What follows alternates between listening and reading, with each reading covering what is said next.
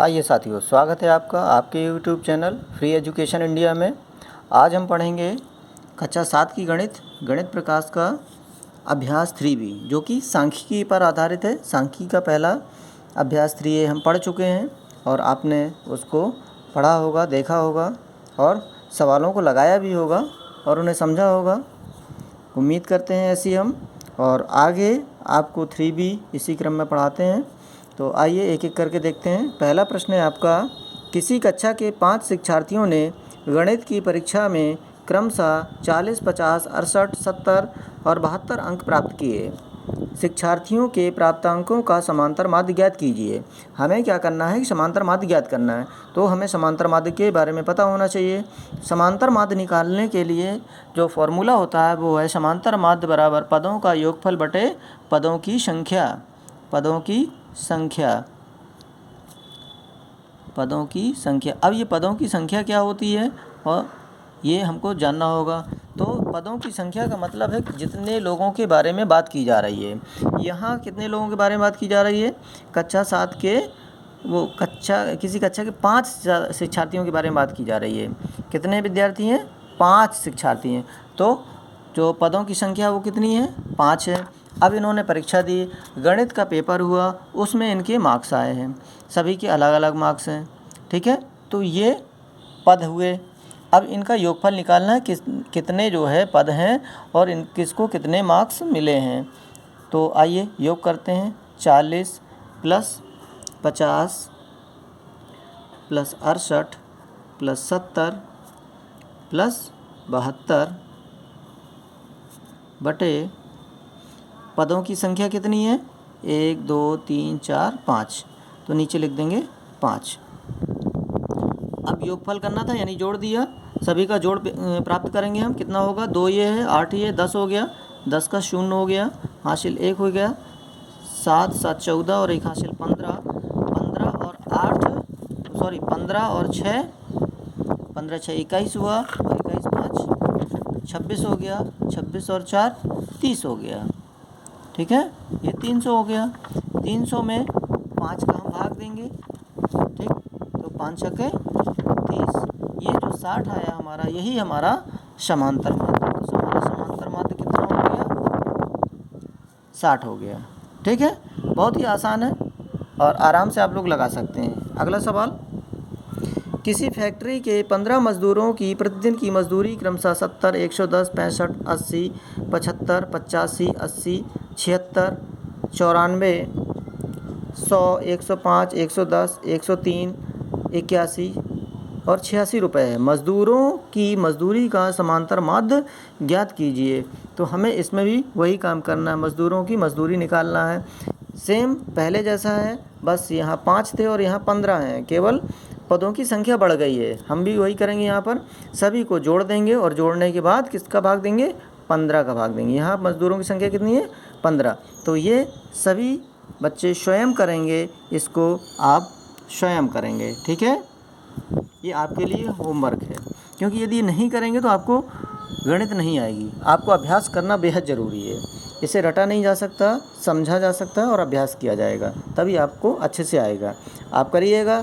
यदि कोई समस्या आती है तो हमको कमेंट बॉक्स में सूचित करिए, हम उसका सॉल्यूशन अगले वीडियो में देंगे।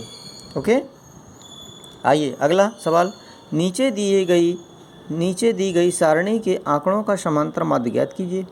अब ये सारणी है, इसमें पद दिए हैं और बारंबारता है। यहाँ कोई भाषा नहीं लिखी है, तो हम क्या करेंगे कि इसको समझेंगे। पद दिए हैं ये इस तरह से एक सारणी के रूप में, बारंबारता दी हुई है इस सारणी में। बारंबारता का मतलब है कि वो नंबर ऑफ व्यक्ति हैं, कि जैसे 4 है, 4 पद वाले कितने हैं? ये 3 हैं।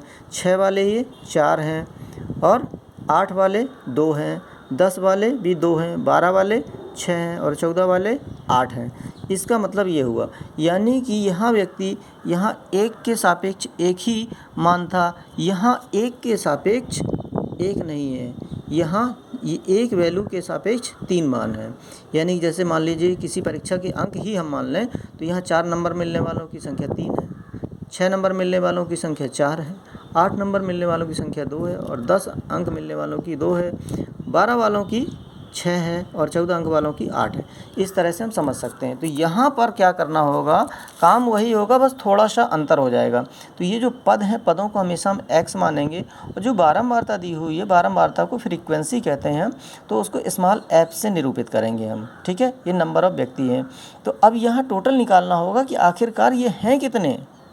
ठीक है, पदों का जो कुल होगा वो कितने होंगे। एक व्यक्ति को मान लीजिए हमें 4 नंबर मिले, तो 3 लोगों को कितने मिले होंगे, 4 तिया 12, यानी कि f इंटू एक्स करेंगे, इन दोनों का गुणा कर दिया जाता है, तो 4 तिया 12 हो जाएगा। अब 6 चौको 24 हो जाएगा, 8 दूनी 16 हो जाएगा, गुणा करना है, 10 दूनी 20 हो जाएगा, 12 छंग 72 हो जाएगा, और 14 अट्ठे 112 हो जाएगा। इस तरह से हो जाएगा। अब हमें क्या करना है, अब हमको f(x) निकाल, ये f(x) निकाल लिया हमने। अब हमको निकालना होगा सिग्मा x, सिग्मा f। अब ये सिग्मा क्या होता है, आपके लिए ये एक नई समस्या आ गई। ठीक है, ये क्या आ गई, एक नई समस्या आ गई आपके लिए, सिग्मा f। ठीक, ये मिस्टेक हो गया है। सिग्मा एफ क्या है, सिग्मा एफ में ये जो बारंबारता है, इन पदों को हम योग कर देंगे, यानी कि 3 + 4 + 2 + 2 + 6 + 8, ये जो संख्या है सभी को जोड़ देंगे। तो ये कितना आ गया, 3 और 4 7, 2 9, 2 11, और 11 6 17, और 17 8 25, ये हमारा सिग्मा एफ आ गया। अब ये जो है, ये पदों का योगफल है, ये पदों की संख्या आई, वास्तविकता में ये पदों की संख्या है, और ये पदों का योगफल निकालना होगा, तो इसको निकाल लेंगे। इसको हम क्या कहेंगे, सिग्मा एफ एक्स कहेंगे इसको। ठीक है, काम वही है, बस थोड़ा सा अंतर है। तो 12 + 24 + 16 + 20 + 72 + 112 जोड़ेंगे, 2 2 4 6 4 10 10 4 14 14 2 16, हासिल 1 और 1 2, 7 2 9 9 2 11 11 1 12 12 2 13 13 1 14, तो 4 लिख दिए, हासिल 1 और 1 2। 1 मिनट, कहीं मिस्टेक लग रहा है।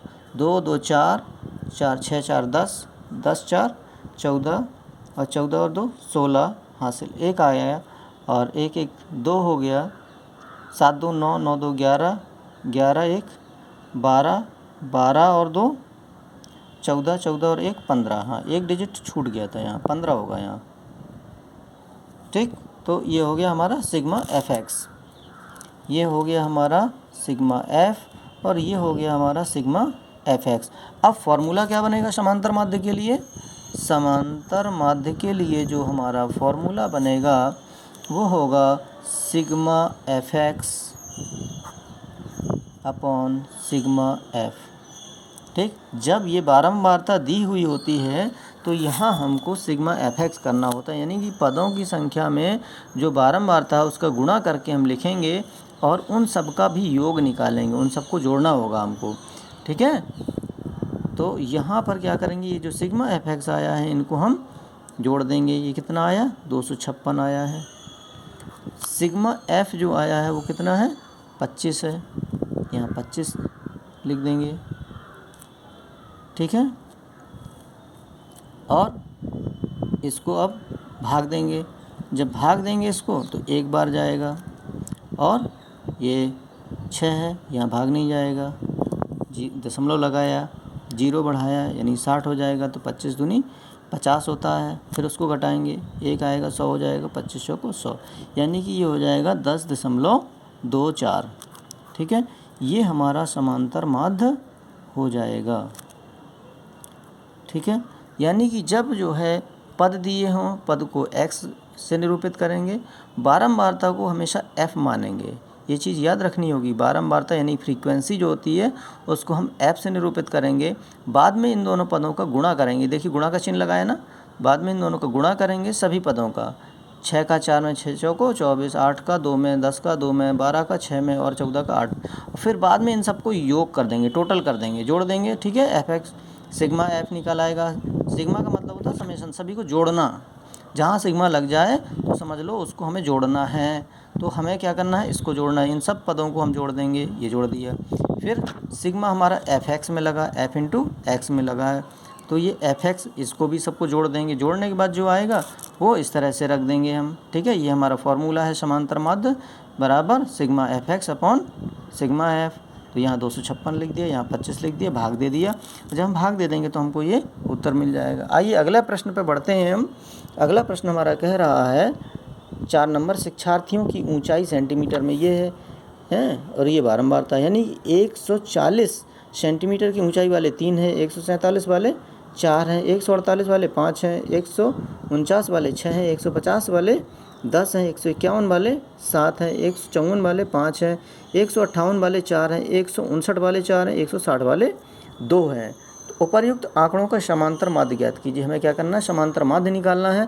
तो समांतर माध्य में यही प्रोसेस करेंगे, जैसे हमने इसको लगाया उसी तरह इसको लगाएंगे, यानी कि सारणी बनाएंगे, फिर इनका गुणा करेंगे। बारंबारता को हमने आपको बताया है क्या मानेंगे, ऐप से निरूपित करेंगे, यानी कि इनका टोटल निकालेंगे।